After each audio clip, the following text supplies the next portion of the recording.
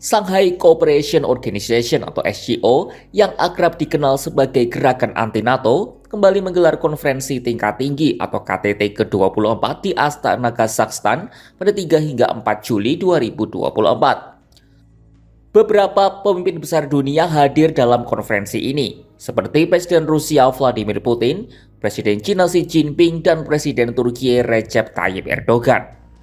KTT kali ini amat spesial dengan hadirnya tambahan negara baru serta banyaknya isu yang dapat dibahas.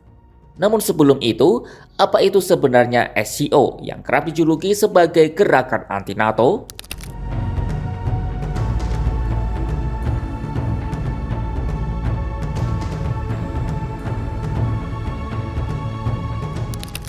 Dilansir dari European Council on Foreign Relations atau ECFR, SCO awalnya bernama Shanghai Five yang beranggotakan Cina, Rusia, Kirgistan, Tajikistan, dan Kazakhstan. Saat kali pertama dibentuk, Shanghai Five bukanlah sebuah organisasi, melainkan pertemuan informal untuk menangani masalah keamanan perbatasan antara Cina dengan negara-negara tetangganya usai bubarnya Uni Soviet. Barulah pada bulan Juni 2001, mereka mengambil keputusan untuk mengubah Shanghai Five menjadi organisasi formal dengan fokus pada pemberantasan terorisme dan ekstremisme agama. Sejak saat itu, topik yang dibahas dalam organisasi ini terus meluas dari waktu ke waktu. Tak hanya soal terorisme dan ekstremisme agama, namun merambah hingga infrastruktur dan pembangunan ekonomi. Kini, SCO telah beranggotakan 9 negara dengan tambahan 4 negara baru, yakni India, Pakistan, Uzbekistan, dan yang terbaru Iran. Belarus juga direncanakan bergabung dalam organisasi ini.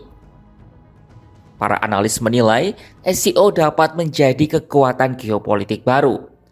Terlebih negara-negara yang tergabung di organisasi itu punya kekuatan besar dari sisi ekonomi. Data Springer tahun 2022 menyebutkan total PDB negara-negara anggota SCO sudah mendekati 25 triliun dolar Amerika Serikat atau setara dengan 26,3% dari total PDB global.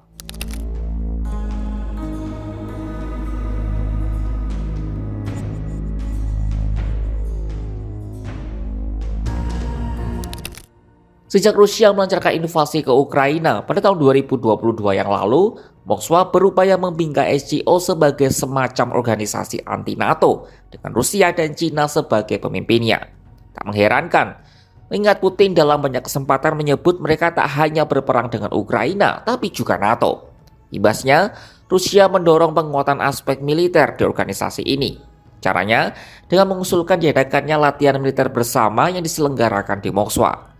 Namun masalahnya, tak semua anggota SCO suka dengan gagasan anti-NATO ini. Misalnya Uzbekistan, yang sudah terang-terangan menegaskan ketidaksukaannya jika KTT berubah menjadi pertemuan anti-Barat. Para pejabat Kazakhstan juga menolak mendukung Rusia dalam perang mereka melawan Ukraina. Kedua negara itu lalu memilih menjauh dari isu geopolitik dan fokus pada proyek regional. Alasan Kazakhstan dan Uzbekistan bisa dipahami, mengingat SCO memang tidak didesain sebagai organisasi militer, berbeda dengan NATO. Dilansir dari CGTN, NATO percaya pada intervensi militer untuk memaksa negara-negara berdaulat tunduk pada dominasi NATO dan mematuhi sistem pemerintahan yang ditetapkan oleh Amerika Serikat. NATO juga kerap mengadakan latihan militer antar anggotanya.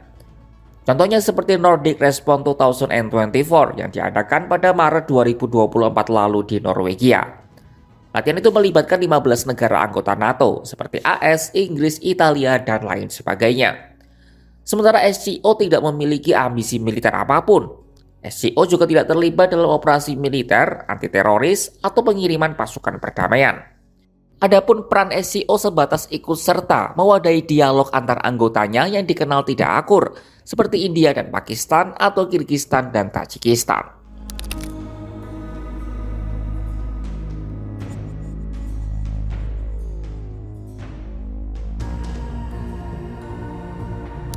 Presiden Rusia Vladimir Putin dan Presiden China Xi Jinping kembali menunjukkan kemesraannya pada penyelenggaraan SCO 2024 di Astana, Kazakhstan.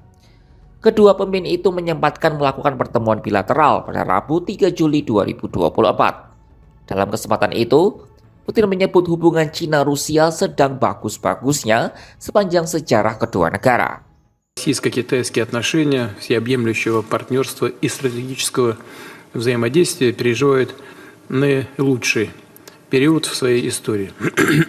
Они выстраиваются на принципах равноправия, взаимной выгоды и уважения суверенитета друг друга. Наше сотрудничество не направлено против кого бы то ни было. Мы не создаем никаких блоков и союзов.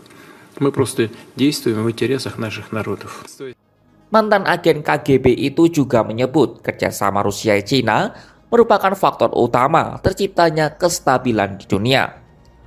Hal ini mengingat selain di SCO, Rusia-Cina juga punya kerjasama lain di organisasi BRICS. Российско-китайское взаимодействие в мировых делах выступает одним из главных стабилизирующих факторов на международной арене. И мы продолжаем укреплять наше взаимодействие по этому направлению. Вот в этом году мы председательствуем в БРИКС, тоже организация, созданная по нашей с вами инициативе, и надеемся на участие наших коллег и на ваше участие на саммите в Казани в октябре этого года. Adapun usai gelaran KTT ini, Cina akan giliran menjabat sebagai presiden SCO periode 2024-2025, 7 tahun setelah terakhir kali Beijing mengemban jabatan itu. Akan seperti apa organisasi ini ke depan? Apakah akan tetap sesuai dengan fungsinya saat ini? Atau malah benar-benar akan berkembang menjadi organisasi anti-NATO? Saksikan terus perkembangannya hanya di kanal YouTube Kompas.com.